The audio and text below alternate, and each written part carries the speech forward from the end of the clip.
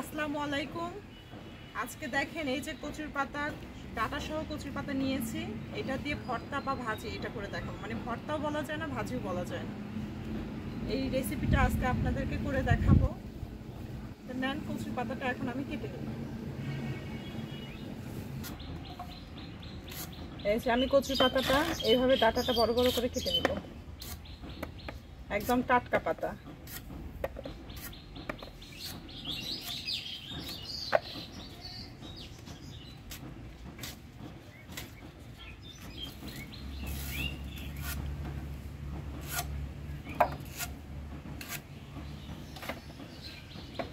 ছিলে নিব না, এরকম ডাটা সহ।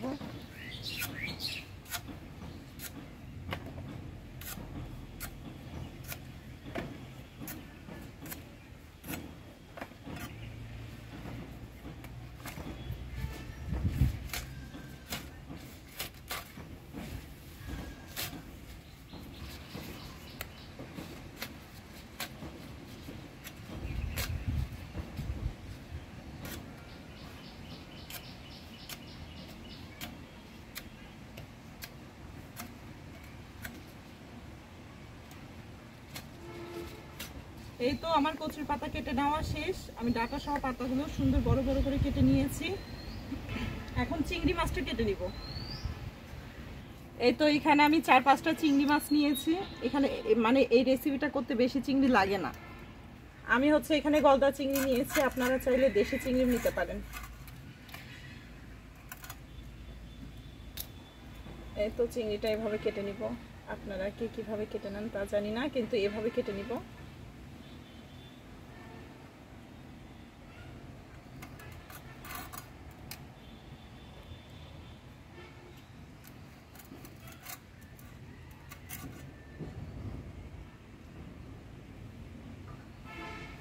ভিতরে যে রকটা আছে ফেলাই দিলাম, কারণ এই চিংড়িটা আমি থেতো করে নিব।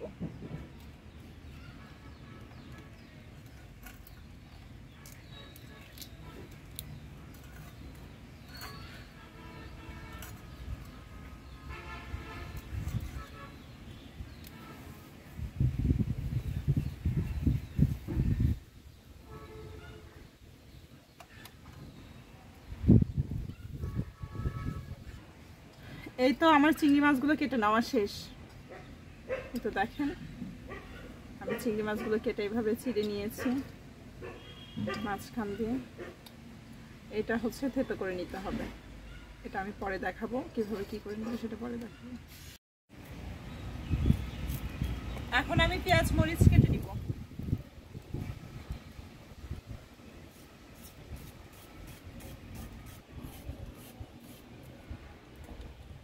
আর মরিচ দিব কয়েকটা।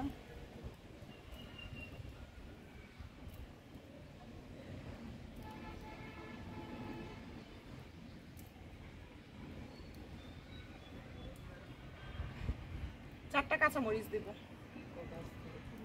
গাছ থেকে তুললাম।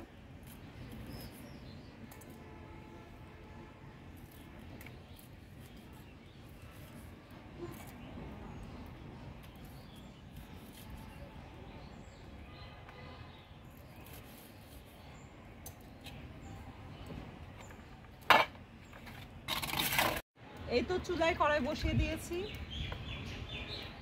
এখন আমি কচুর লতি না তো কচুর পাতাগুলো ধুয়ে নিয়েছি। এখন এটা বসিয়ে দেবো।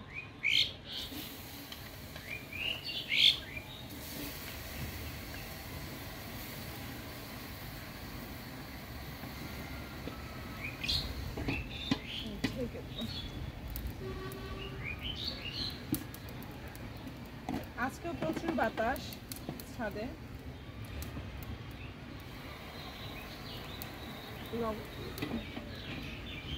আমি কিন্তু কড়াইয়ে কোনো তেল দেইনি, শুধু কড়াইটার মধ্যে কচুর পাতা ডাটা সহ কচুর পাতাগুলো বসে দিলাম। এখন এটা ভাপ দিয়ে নিব।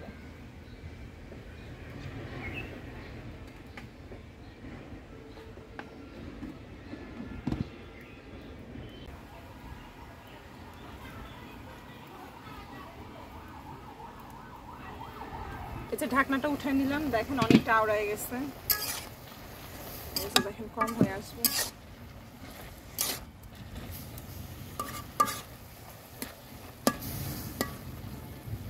ঢেকে দিব,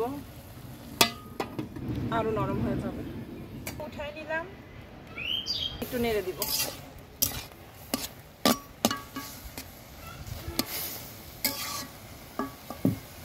এই তো দেখেন ডাটাগুলো সুন্দর নরম হয়ে আসছে।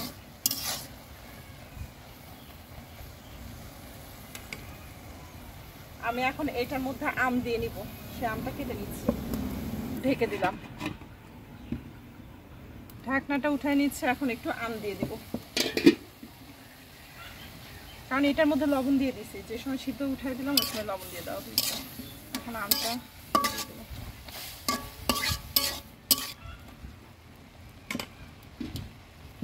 ঢেকে দিচ্ছি, আঁচটা থেতো করে নিই। রসুন কেটে নিব, রসুনটা ছিলে চিংড়ি মাছের থেতো করে নেওয়ার পর রসুনটা আমি থেতলা করে নিব।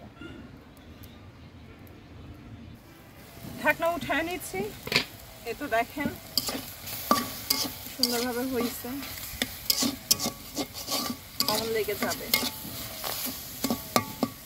এখন পানিগুলো শুকিয়ে গেছে, এখন আমি এটা নামিয়ে নেব।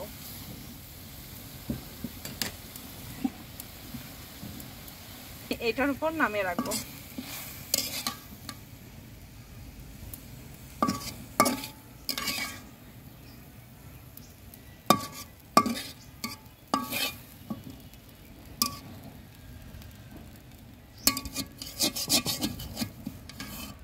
চিংড়ি মাছগুলা এখানে ধুয়ে রাখছি, এই যে এই পাতিলের মধ্যে নিলাম।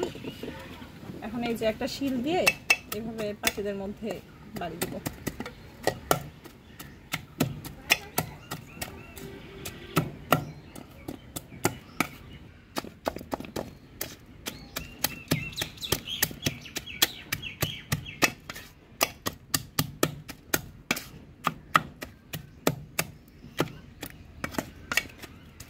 এই তো দেখেন হালকা থেতো করে নিয়েছি।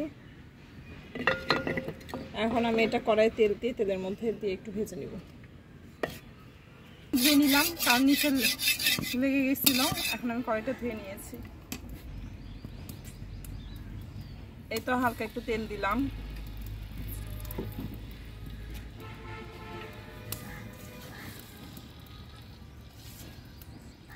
আমি তেল গরম না হতে চিংড়ি মাছগুলো দিয়ে নিচ্ছি, না হইলে গায়ে তেল চটকে আসবে।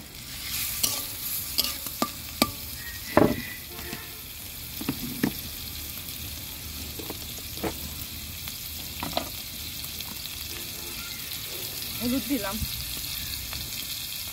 একটু গুঁড়া মরিচ দিলাম, একটু লবণ দিয়ে দিলাম। এই মাছটা ভাজা ভাজা হচ্ছে, আমি রসুনটা শুকনো করে দিলাম।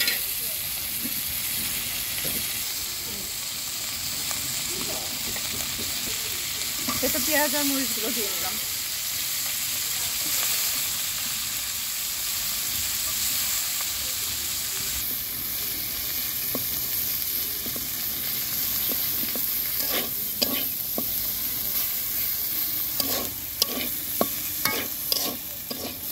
এই তো আমি এটার মধ্যে একটু পানি দিয়ে নিলাম। এটা এখন একটু ঢেকে দিব।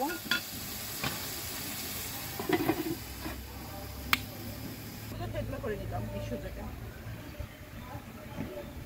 আম সিদ্ধ খাচ্ছি,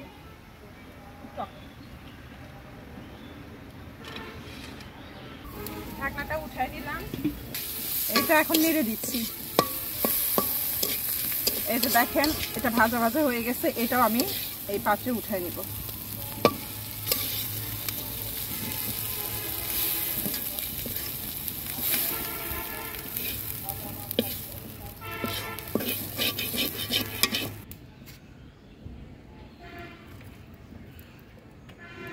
কড়াইয়ে তেল দিলাম,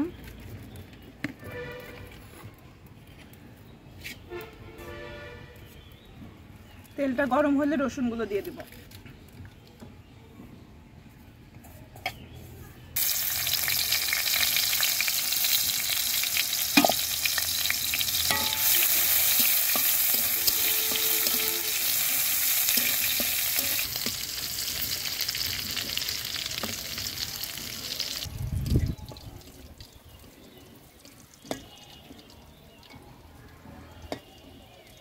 লাল লাল হয়ে গেছে,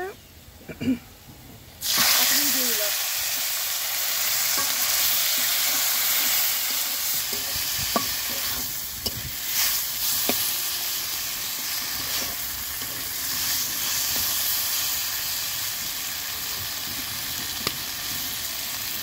এটা এখন আমি এখানে ভাজা ভাজা করব।